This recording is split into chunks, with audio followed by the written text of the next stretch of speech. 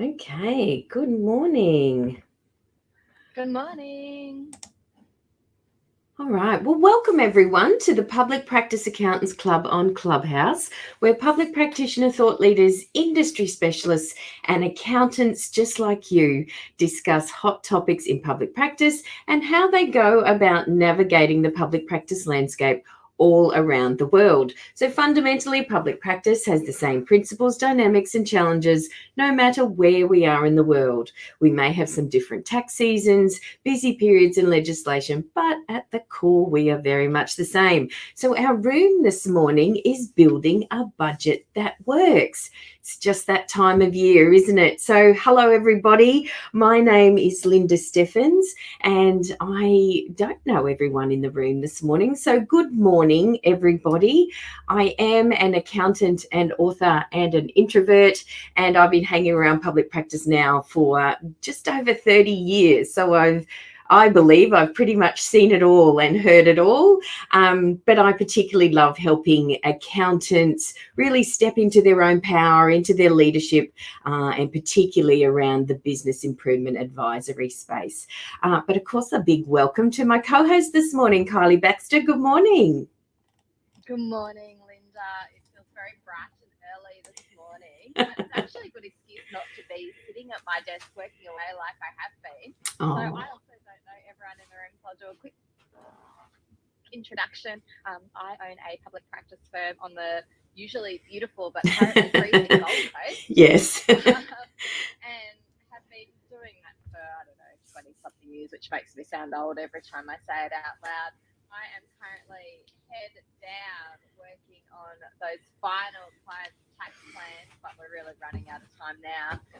But today's topic is very timely because I have got my hands in doing quite a few budgets for clients that I'm presenting to their business in the next week or so. I think this will be a very timely discussion. Absolutely. So it definitely is that time of year, and we as accountants, we're number ninjas and experts at often taking care of our own clients' financials. But do we take good care of our own?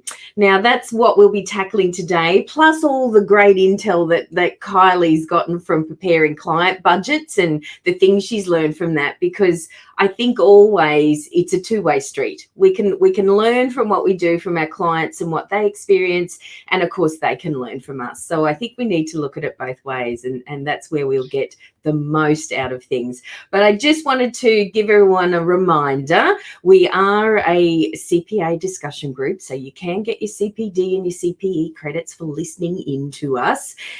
We do have a couple of ways that you can talk to us as well. So you've got the little, if you're sitting in the Clubhouse stratosphere, you've got the little chat function. Say hello to us. Tell us where you're listening in from. We love to hear and connect with all our listeners. And of course, if you're wanting to send us a more private comment in Clubhouse, you can use the little kite or paper plane arrow that's over on the other side. So we get those messages from you, and we can see them and direct our conversation to that.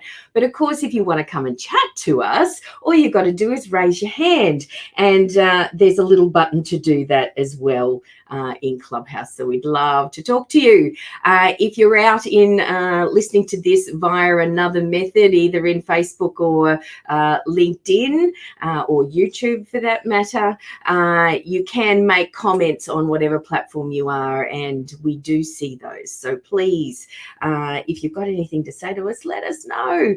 It really helps us with directing our chat to wherever you want it to go. So a very quick reminder that as we kick off the conversation, it is always our intention to be positive, supportive, and collaborative as we come together in support of our amazing industry. All right, that's all the housekeeping. It's all out of the way. Building a budget that works. So are we on top of our own budgets? Do they work for us? Do we even put them in place? If we don't, why don't we? So I think we'll go back to even the steps of building a budget is a really good place to start. Is that a good place to start, Kyelie? oh, let's start at the very beginning. It's a very good place to start. Why not? Right? We shouldn't assume anything, should we? And Linda, like, you totally caught me out because, as I was saying, like, I've got my hands in all these client budgets. Yes. Like, yes, and you can use that to talk about how we're going to build our firm budget. So I was like, yeah, I've got that scheduled for the first week of July. So that whole plumber theory, you know. Absolutely. I think we should investigate that too. Yeah. No, but I think it does. It does. And it is, yes, like you said, it's the painter that doesn't paint his house, right? You know, we are very humble and client-centric people, and we will put ourselves last. And, you know, we only got so much brain power and so much energy that, you know, at this time of year, and, you know, next week we'll be reflecting back on the year itself, it's still been a bloomin' tough year, you know, so there's been lots going on and lots for you to navigate. So I understand that there's not a lot of energy left for your own business. So I get that. And something that I've been talking with other practitioners is the idea of a rolling budget. So this might mess with your mind, and it's messed with my mind this week because, you know, I'm in exactly the same profile as you guys. And of course, when we think of budget, we think July to June, right? Matches the financial year. When we think of rolling budgets, well, they just keep on going, don't they? You know, so I'm actually working with this practitioner at the moment, and we will probably do our budget. First year out, it always looks a bit funny, but we're going to do our budget from September to August. So that this time of year, we don't panic about having no numbers or no reporting in for July and August when we don't even have the brain space to do it. I don't hate it. I think that's totally fine to do, especially because, like, I know for myself, even when I do have my budget in place, I look rolling year to date anyway. I look at both. So yeah, okay. One of the things, like, it's one of the key things that I look at. So I think that's really important. But let's explore why you would need a budget, because I think there's definitely people out there that are like, we're accountants, we're always across our figures, we're looking at them all the time. Yes, are we? Lulling ourselves. Yeah, well, this is the thing, right? Like, yes. Lulling ourselves into a little bit of a false sense of security or not. You know, who knows? But I think a lot of accountants, when you sort of say, well, do you have a budget for your firm? It's like, oh, yeah, you know, I've got budgets for my team and we've got KPIs and targets to work out. It's a bit of a skirt round the issue. So just to be super clear, the budget that Linda and I are talking about today is like an actual budget of revenue, costs, expenses, yes, it is. Fixed, indirect, blah, blah, blah, for your entire business. It's a business budget. Yes, like the whole it is. kit and caboodle. Yes. So let's maybe start with why you need one, Linda. What do you think? Okay. Oh, yes, absolutely. So why do we need a budget? Well, it's that old adage that you can manage what you can measure, right? So it's always about having something in place so that we just know where we're at.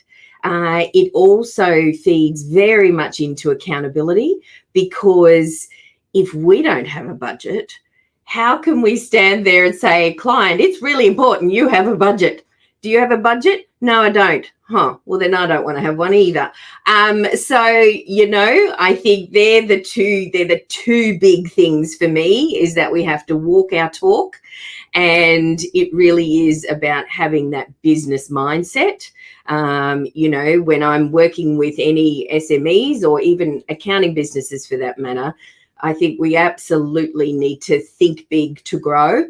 Now, any big business will always have a budget in place. They will always have these projections, and they will always be looking on a monthly basis. You hear our commercial accountants talk about month end and how crazy it is, and having this regular reporting that's coming through all the time. Often in practice, in accounting practice, we don't see that. So this is something I think we've got to get a little bit smarter about, Kylie. What do you reckon? And I agree. So for me, it's about, you know, really setting business goals. Like, how are you able to set business goals if you don't have a budget, because otherwise you might be setting unrealistic business goals or ones that you'll just smash so easily.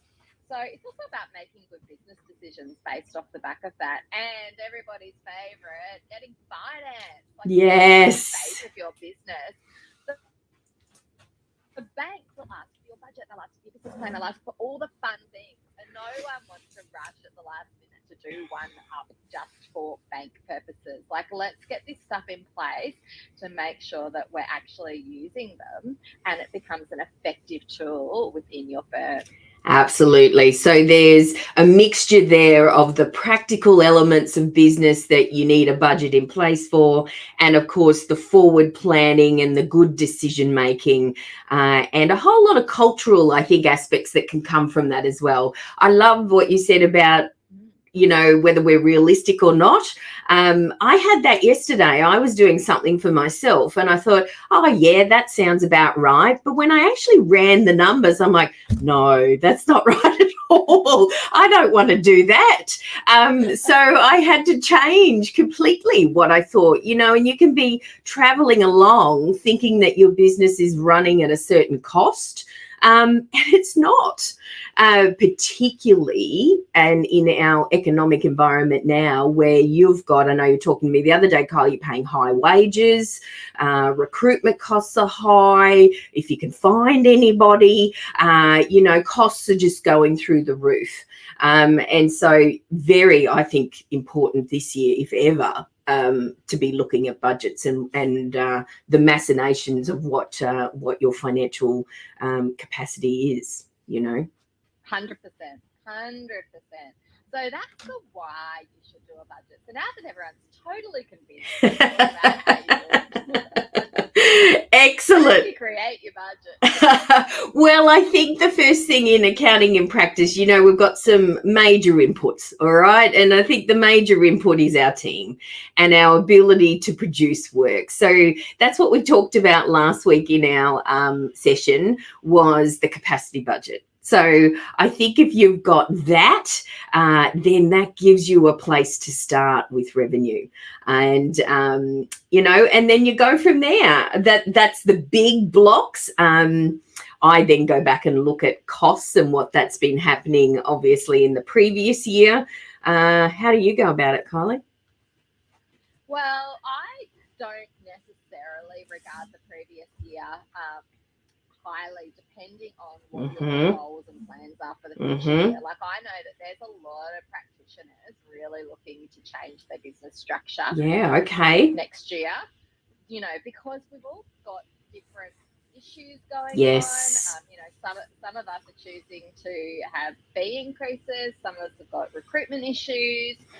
Some of us just want to shed a few clients and work on more advisory services, Linda, which is in your space. Absolutely. So I think when you're going in a different direction, you can't always just go, same as No, I think you're right. And I think, you know, really, really quick and easy, simple, you know, take it out of the box way is to just project from last year. I mean, that's something. That's somewhere to start. If that's all you get in place, well, that's something. But you're right, Kyelie. You got to look at what you want to achieve. Are your services right? Are the team right? Can we actually deliver that? Is that what I want to be doing? Do I want to work the same way? So again, a lot of ideas around what that looks like, and then building the business case, building the numbers case around it. That's right. And that comes into our discussion from last week. So if you weren't on last week, go back and have a listen to our capacity planning discussion. It's in catch up, it's in Clubhouse somewhere, which has totally confused me today, by the way. Some sort of weird update. And it's moved everything on you, hasn't it, Kyelie? You can't find anything. If I just pop out of the app halfway through, apologies in advance. I don't know what's going on today. But yeah, like, capacity planning last week really leads nicely into budgeting, because it will really show you what the opportunity for billing is for the team. And that's really your revenue line, you know. Well, I'm going to assume that most of your revenue is going to come from billing. Then we're going to have what I call disbursements, you know, your on charges. You might have a product that you sell, be that, you know, an online course or webinars or whatever the story is. Training. But other than that, training, that sort of stuff. But other than that, you know, That's accountants, accounting firms, bookkeeping. That's pretty much what we do. We sell time, right? Yeah, we do. Anything else, Linda? No, that's pretty much it. Look, we're starting to see certainly some practitioners get more into the courses and training. I'm seeing that a lot, particularly with our younger accountants, business owners coming through, which is fabulous. I think that's a perfect place for us to be. And so my example was last week. Last week was working with a firm. We'd gone away. We were doing a director's retreat. This is a 3-partner firm. And they, for the first time, will just hit over the 3 million turnover mark. And so that was our goal for this year, and they've done it, which is great. And so what we've done now which is your concept of what do you want to achieve, is like, well, what's the journey to 5 mil? What does that look like? And so when we started to break that down, as far as your revenue line goes, it very much is, there's a number of things that'll play into that. Either you're putting up your prices, it's the efficiency of your staff, so you're getting better profit margins. And also, it's really about what services are you selling. So do we have all these 3 things that could take us to the next level? So there's a lot of conversation that can go into this, but yes, we do sell time, Kyelie. Yes. Yeah, and not to jump ahead, like as soon as we talk about increasing fees and making sure that our staff are becoming more efficient and productive, as soon as we start that conversation, that's when we have to start looking at our expense items and go, yes, well, if we want our staff to be more efficient and productive, how are we going to do that? We can't just turn around and say to our staff, hey, be more efficient and productive. yes. Doesn't work. No, funny.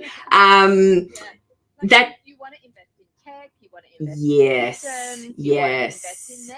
So yes, some sort of well-being, yes. some sort of training. Your organisational structure comes into that too. Yeah. 100%. Yeah. So what we talked about in that space was, and just going back to capacity, capacity is all fine, but it's numbers. You add the people and you add the clients and everything, and it often goes awry. So that's a fine place to start. But in the real world, you've got to temper that. So you've got to then make sure all of those things that you just said, Kyelie, invest in your people. Is your organisational structure right? Are you setting your team up for success? Because they are just a set of numbers. So if you haven't got all this other stuff to go with it, well, then your budget won't work, which is exactly what we're talking about now. And also your lofty goal of 5 mil, so what? It's a number on a page. If you've got no proactive way of looking at how you and your team are going to get there and what that looks like, then it's just a number on a page, and clearly the budget will not work. Agree, 100% agree. So we've got our first line items or first section, which is obviously your revenue section. Then obviously we want to move down into the costs, right? Yes. This is the fun part. Some costs you can control, some costs you can't control. Let's go back to uni and remember about fixed and variable costs. Oh my fixed gosh. are the ones, I know, right? Fixed are the ones that we don't get to choose, like that's right. It is, and it's yes. Rent and all of those, rent, insurance, all those no costs where we can't, we've got no control of them. Whereas yes, variable costs we can control, like staff wages are a variable cost. Happy for someone to jump in the chat and say otherwise, but for me, staff wages are a variable cost because we have control over how many staff sit in our seats. Yes. Same with subscriptions. Please remember. I was hoping you'd bring up subscriptions, the bloomin' hidden cost that sits in there and hides away and just takes our money out the door, really. Those nasty little things. But yes. Yeah. If you do a budget, I reckon almost number one reason that you should do it is to review subscriptions line. Yes. Because I tell you what, over the last 3 years, I think this has probably been the highest increasing, or maybe other than salaries, but highest increasing area on every single accounting firm's P&L, because tell you what, those guys have made some attractive, helpful things, but a lot of us have onboarded, used them for a while, then been drawn to the other shiny thing, then gone back to the other shiny thing. Yes. And then that accountant likes that thing, so they use it for, like, seriously, you got to get a bit hard and just cull. Back to bare basics, really do an analysis. But yes, subscriptions, variable cost, guys. Yes. And go to your team about that too. Again, I know we talk regularly about communicating, around planning, around involving your team, particularly around the subscriptions. And, you know, you can get a team member's nose out of joint if you take away their favorite subscription. Oh my gosh, you don't want to do that. So I think with that, you can have a collaborative approach, so it's not all going to fall on your shoulders and you don't have to make all those decisions. Something I've just seen, which we've done, it's taken us 6 months actually from, you know, well, it takes 12 months by the time you realize the subscription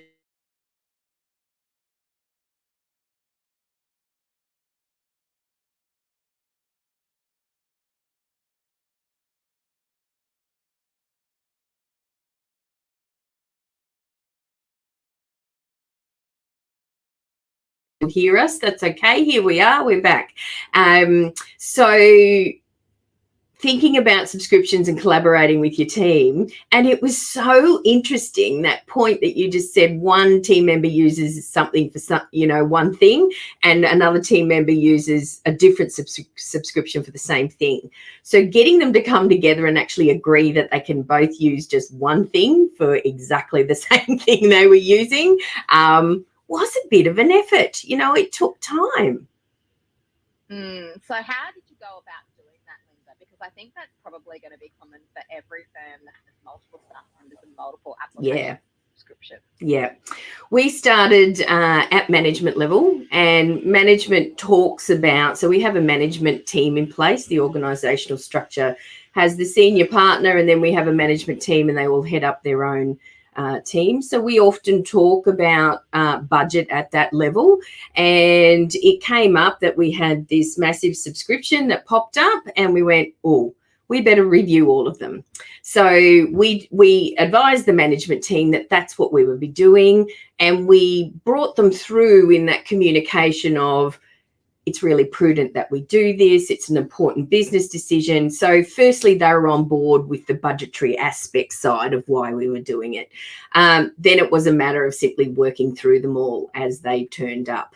And the accountants actually got heavily involved in that. The accountant manager, we actually made a little working team, and they actually did it, and they talked to each other about it. Yeah. I guess I ran my firm a little bit differently. We have a really flat structure. Like, obviously, you know, the decisions aren't made within the team, but I really, you know, approach what everyone gets to say. What we have is a very clear tech stack where we know exactly these are all the things that we use within our firm. So when I'm reviewing subscriptions, we do a tech stack review. So that's what we where we start. Now, whether people realise that we're doing a tech stack review, like, I don't go out and go, because they already think I'm pretty weird, so we can't, like, let them think I'm weird. But we have a tech stack, like a list of things, and they can pretty clearly see what we use and what we don't use. And I will identify, you know, which ones, and be like, all right, where are we at with these things? Or I want to bring this on, but it does the same as that, and that. Who's using that? What's happening? And I might do that by survey. I might do that as a poll in Slack. I might just talk to different people about it. That's a great idea. Polls. Yeah, because you want to collect data. You do. To make decisions. And if people can see the data and they can actually see and touch the new products that you want to replace it with, which is generally going to be a kill two birds with one stone sort of thing, everyone feels like they're a little bit more involved. So I think that's a really good space for saving, especially at the moment, because there's just so many around. That's exactly right. So again, we talked about that, you know, those big inputs that accounting has, and it's staff and wages and IT subscriptions and tech. You know, they're our two really big things. And so, you know, we can go for years or months without checking any of these things, and really important that we do. Yeah. Okay. So we've talked about numbers on a page and, working out what we want to achieve, and really, I suppose, putting that through the financial lens or the budgetary lens. Is that really going to work? Can we really achieve that? The other thing around your revenue targets too, and capacity for that matter, capacity targets, it's all fine to say again that your team can achieve this, but if you don't have the clients or the client work to actually do it, then, your budget's busted before it starts again. So again, it's, this is about building this budget that works, the reality of the situation. So again, I think, we can get into accounting and go, well, we don't need budgets because they don't work for us. They don't work for us because perhaps we don't quite look at them the right way. So yeah, there's more effort in planning them, thinking about where you want to go and why you would want to use them, than I think that we have traditionally done in the past. Kylie, would be my take on things. 100% agree. So once we've got the income, the expenses, blah, blah, blah, and we get to the end, what I would say most people do is they look at that net end figure and go, that's a profit. Am I happy with that? Yeah, cool. Done. You know what I mean? Oh, that's a lot. I'll just increase that revenue figure. Yes, exactly. We'll just play with the numbers. Manipulate the budget. Exactly. But I think then the next step, right? Like, I think the next step after you do that is then to go, and I look at it quarterly because, we're accountants, we operate in quarters. We're like school teachers that operate in terms, but we don't want to be associated with school teachers. So instead we operate in quarters. So, you look at quarter one and you're like, all right, so for quarter one, like, what profit am I making? Or what does that actually look like? Is that realistic? Like, you really have to get it done. Yeah. And start going and deeper diving into these figures and think, what does quarter one look like over the last 2 years? And bane of my existence when tech companies talk about quarter one being January to March, because in my head, quarter one is July to September. That's just wrong, isn't it? Yes. And if we're around the world, it's a different quarter already, in a whole lot of different places. I know. So, I think you've really, really got to, dig deeper into that and figure out, is this right? Like, am I actually going to be able to do that then? Or has my flat line approach, is that not realistic? Do I need to go and spend a little bit more time in there? Yes. So not setting and forgetting is what you're telling us. So, it really is something then that you need to test and trial, refine, look at it on a regular basis and, decide, is this right for me? Well, I would even do that before you set it. Do you know what I mean? Like, before you say, right, my budget's finished and I'm done, you need to go through each month and each quarter and go, is that realistic? Like, for me, I want my budget to be as accurate as possible. So if I've just gone, my PI insurance is 10 grand and I've just divided that out monthly, but I know I actually pay it annually in June, great. I want that to fall into June, because one of the other things that you want to use your budget for is cash flow. Yes. If you think to yourself, all right, well, actually, I want to change the way I'm doing my revenue. I want to go from, billing my clients this way to going to a fixed fee structure. You might see a revenue spike. Yes. That means I'm going to need another new staff member here, which means I'm going to have a $25,000 recruitment fee due here. You're going to want to make sure that you can afford all of these things at a different time. So there's so many things that your budget can assist you with and help you with. Yeah.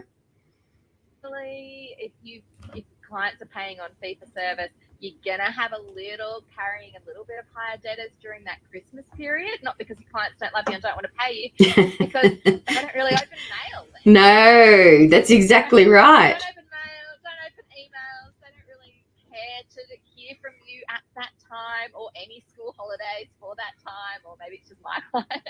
No, I think it's across the board in Australia and probably around the world, just at different times of the year again. So yeah, absolutely.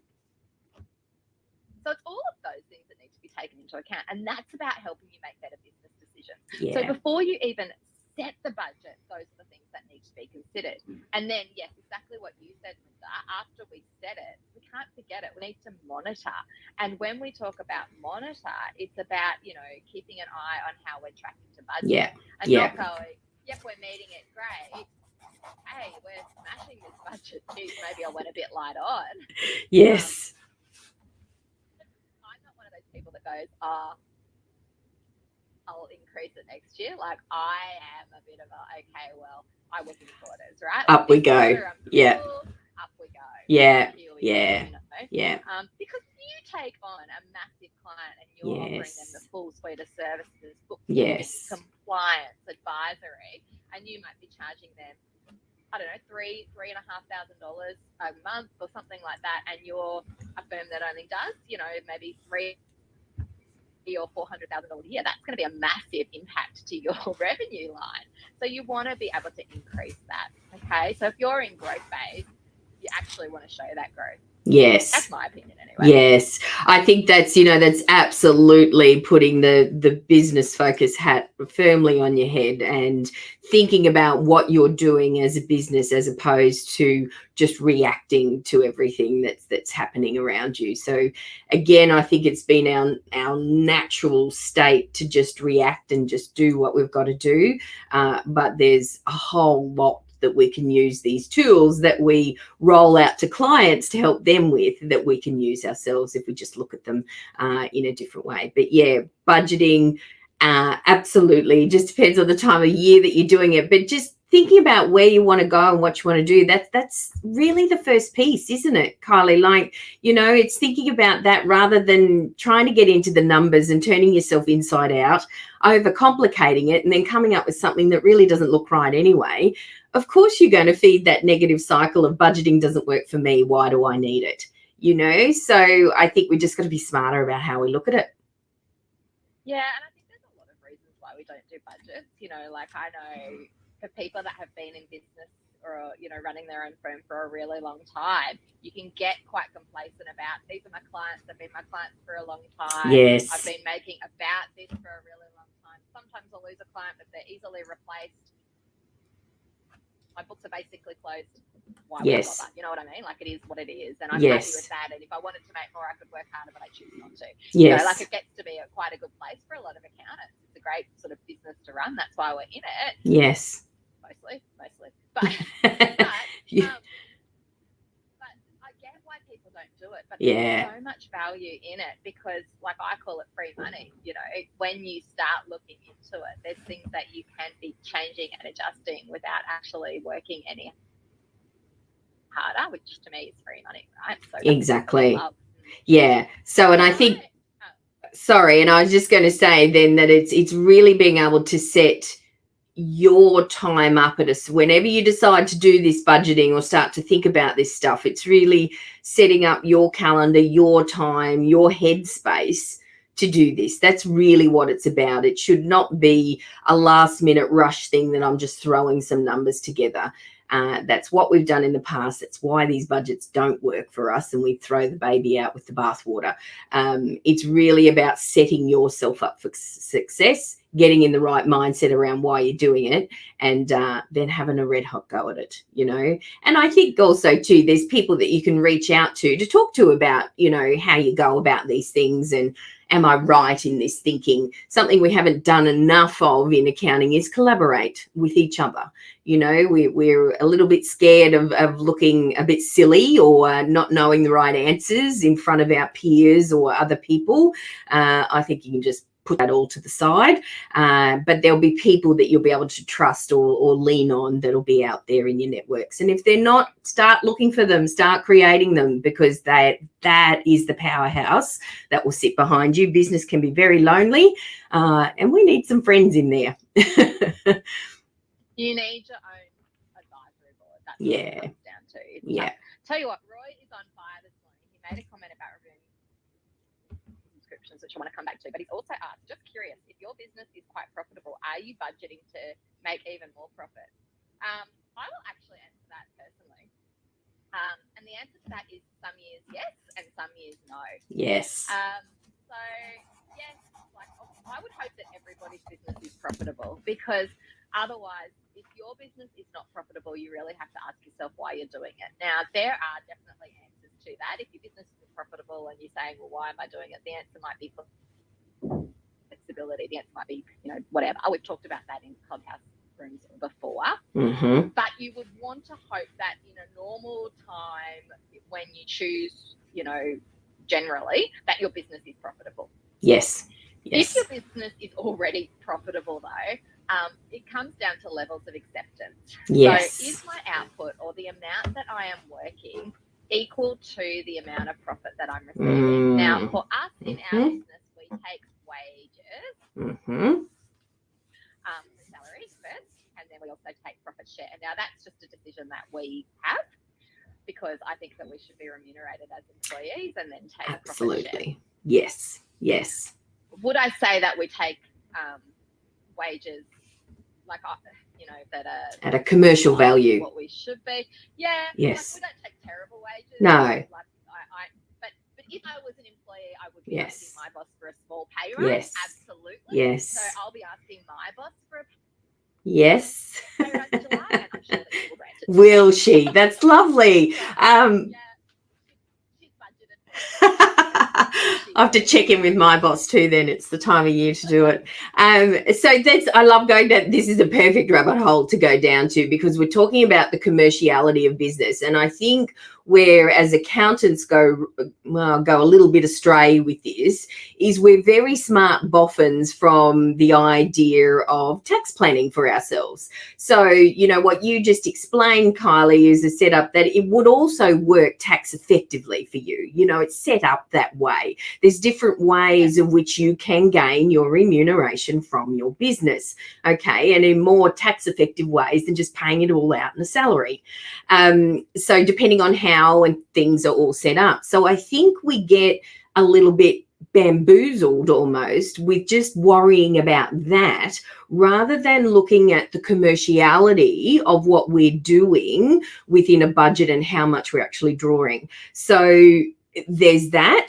And when I'm talking with anybody, I think there's three things of, three ideas or things that you look at when you're looking at a commercially viable business. And that is, the first one is a commercial salary for any owner or director for the amount of work that they are putting in. Now, I think you need to set up what that is, and it does not matter how you take that, but you need to have this conscious awareness of what that number should be, because profitable is relative to who are you comparing yourself to? Are you comparing it to you? Is it industry average? Is it commercial? So it's all relative. And, it might be profitable and suit you, but it just depends where you want to take your business as well. Yeah, so for me, it's about what is my actual output compared to the money that I am receiving. Yes, yes. Yeah. And also the investment that you put in. So for some absolutely, this will work differently for different partners of the firm. Like for someone that has paid off, if you had to invest in your partnership and didn't start your business from the ground up, and you've got a debt against that investment, you might be feeling, oh, this isn't a good investment because I'm getting profit share, but I'm not able that to pay back my loan. Like, we need this to be more profitable. Whereas the next person sitting next to them might own exactly the same percentage, might have zero debt and be like, no, I'm cool. Yeah. I'm comfortable with this. So it is really, it is really a personal thing. Yes. So when I say some years I want the business to be more profitable and other times I'm pretty happy with the way it is, it depends on what I'm doing. So it depends on what the other business goals are. It depends on my personal exertion. Yes. Yeah. So a number of things. I hope that answers your question. It probably went down the rabbit hole even further, but that's cool. That's what we do, right? This is how you investigate things and learn stuff. And, just opening your mind up to different ways of looking at things and getting that experience from people. So I think also too, and what you mentioned, it's not just the financial capacity of everybody and what they need from a cash flow perspective from the business. It's also just thinking about the risk involved as well. So, particularly where you've got business partners, shareholders, other directors, you're at risk of their actions and how everything else goes to some degree, depending on how your business is set up. So you want remuneration or profit that's equivalent to that. So you talked about your personal exertion, Kylie. I think there's also the risk aspect as well. Am I getting enough return for, depending on how much of your neck's on the line? So, in a financial capacity as well as just general what could happen, and what risk you're taking on as a director of a business, because we all know the ATO moves plenty, in lots of amazing directions there, and there's some real horror stories that can come out of things like that too, and partnership splits, and that's a real another whole crazy area I'm not going to deal with today. Hey, the other thing that Ro raised in the Clubhouse chat, so well done, first of all, for finding that chat button, because he said reviewing subscriptions is also a chance to review for better use and efficiency gains. I did an exercise this week, and I just actually want to name the product because I was really,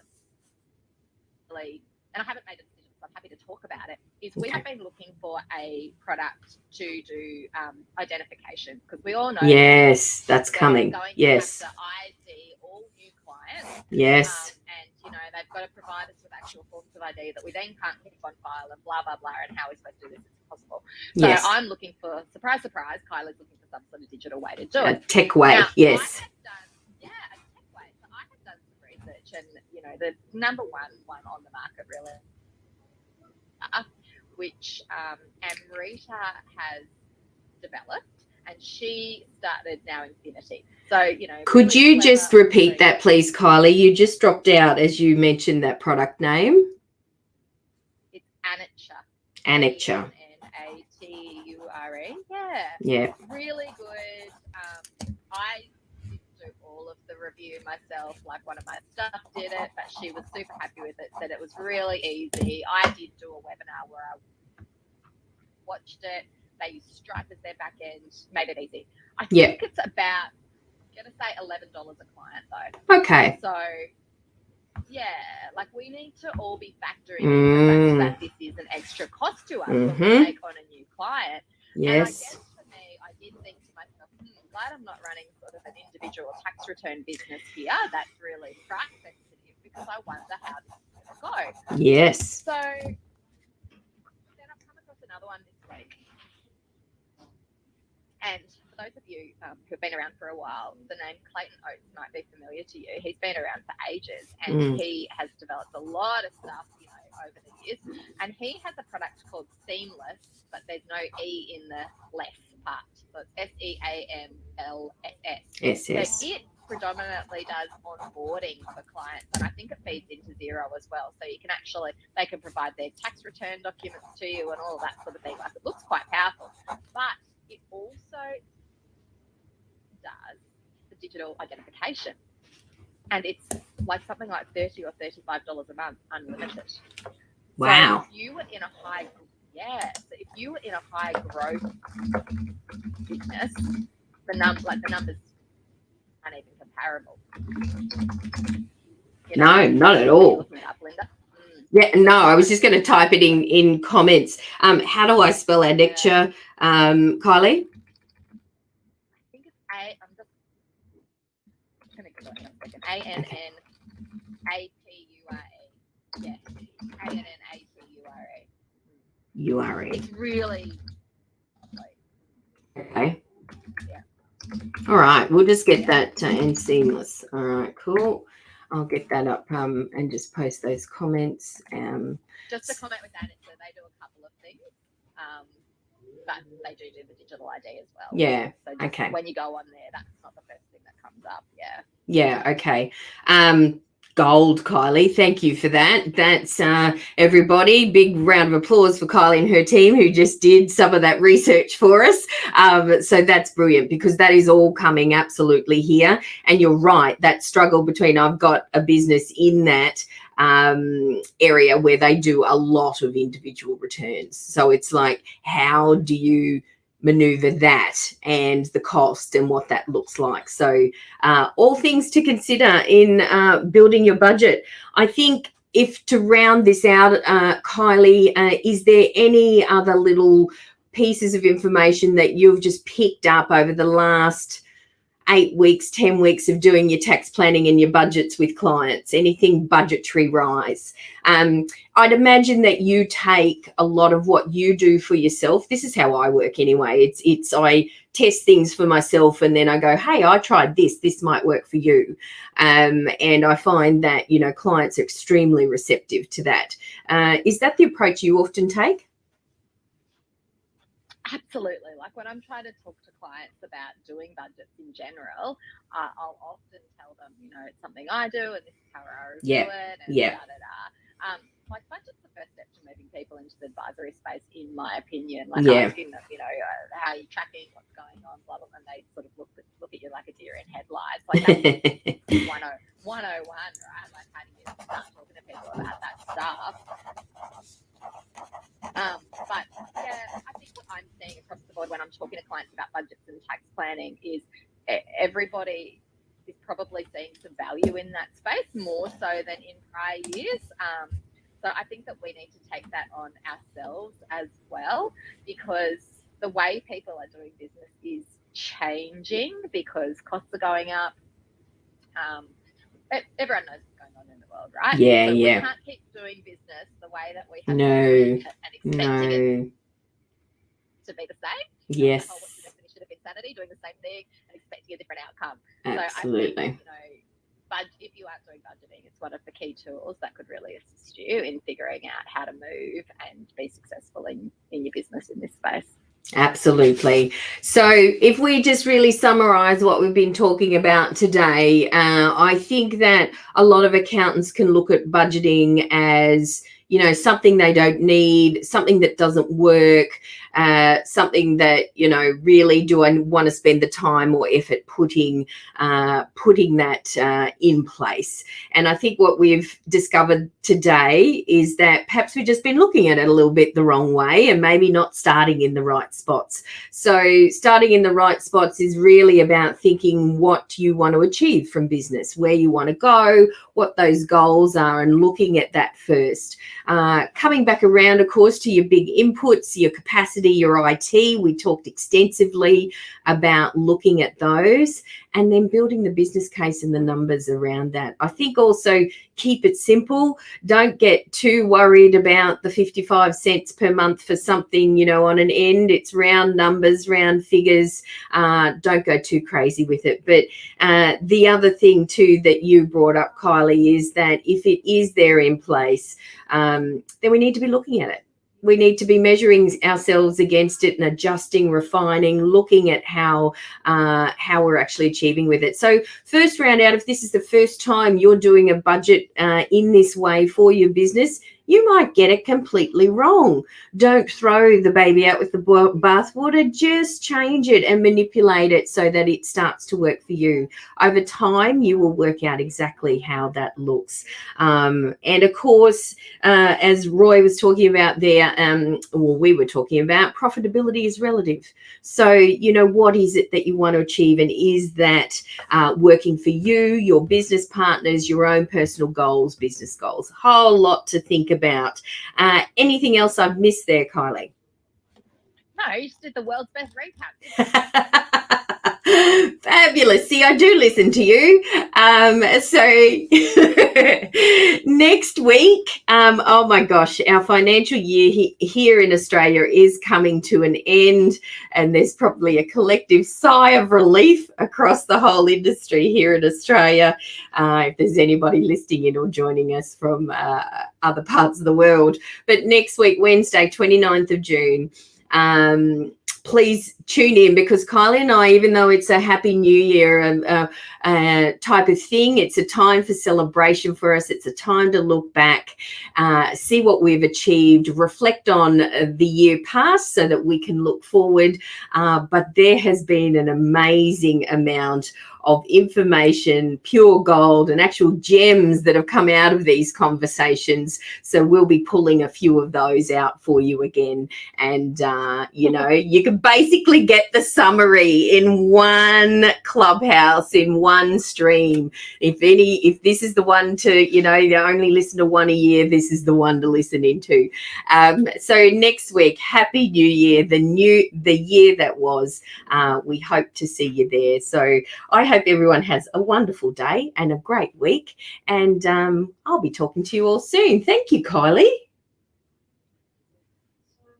Thank you, Linda. Amazing job as always. And see you next week. We're almost there, guys. Countdown's on. That's it. Talk to you then. Bye. Bye.